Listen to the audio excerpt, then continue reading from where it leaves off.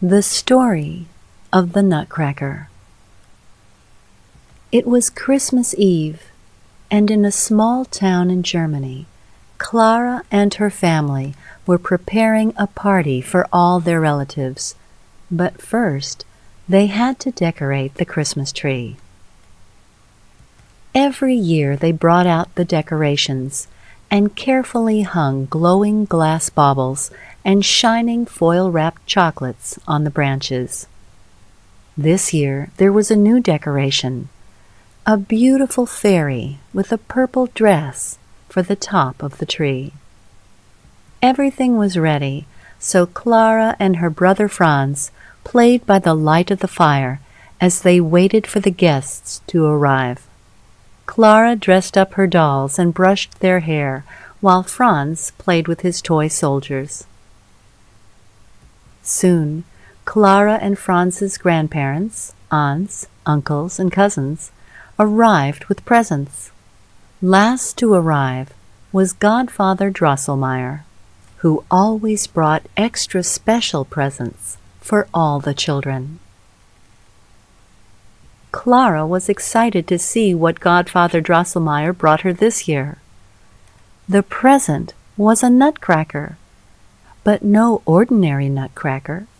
It was made as a little wooden man, dressed in a red and black uniform. Clara loved her nutcracker. Franz was sure it was a soldier, and so he should have it. "Let me play with it," he said, while trying to take it away from Clara, but she held on tight. In the tug-of-war struggle, the poor nutcracker's leg came off. Godfather Drosselmeyer took the nutcracker gently from Clara, put some glue on his leg, and whispered some magic words. He then told Clara to let the nutcracker rest by the fire while she went off to play with her cousins. "You'll be fine by midnight. Just look out for the mice," he said. Clara had so much fun at the party that she forgot all about her nutcracker and went to bed without him. She awoke suddenly at midnight, remembering her present left alone by the fire. "My nutcracker," she said. She crept downstairs and found him where she'd left him, by the fireside. She picked him up, held him, and stayed there to sleep with her nutcracker in her arms. A short time passed. Then Clara suddenly awoke. She could hear a scrabbling sound coming from the corner of the room. She opened her eyes and saw a group of mice coming towards her, led by a bigger mouse with a little crown on his head. Clara was frightened, but she held on to her nutcracker tightly. From another corner of the room came the sound of drumming. Clara turned and saw Franz's toy soldiers marching towards the mice. The nutcracker moved in Clara's arms and came to life. He leapt up and led the army of toy soldiers to battle. The battle was full of smoke and noise and shouting. Clara couldn't see what was happening, but she knew her nutcracker wasn't safe fighting the Mouse King, so she threw her slipper at the Mouse King, and he fell over. All the other mice ran away, taking their fallen king with them. As Clara turned to her nutcracker, she realized he had grown taller and now looked like a real person. "I am a prince," he said. "The Mouse King had cast a magic spell to make me a nutcracker forever.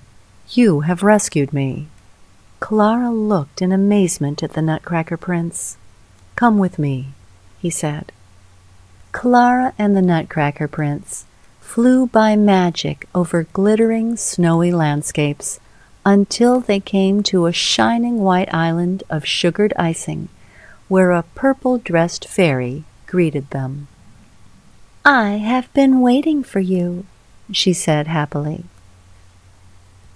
She led Clara and the Nutcracker Prince to a great hall full of people from all over the world who were dancing and feasting. Clara and the Nutcracker Prince sat on thrones and happily watched the entertainment. Soon the party was over, and the fairy tucked Clara and the Nutcracker Prince into a beautiful sleigh. She wrapped a warm blanket around them and said farewell. Clara felt warm and happy as the sleigh flew by magic over the snowy landscapes, and she soon fell asleep. When Clara awoke, she realized she was back home by the fire, and the Nutcracker was in her arms, back to his original size. Franz's toy soldiers were scattered on the floor, and at the top of the Christmas tree was the fairy, smiling down at her. Clara wondered if it had all been a dream. Outside it was daylight, and she could hear the bells ringing. It was Christmas Day, and she had never felt happier.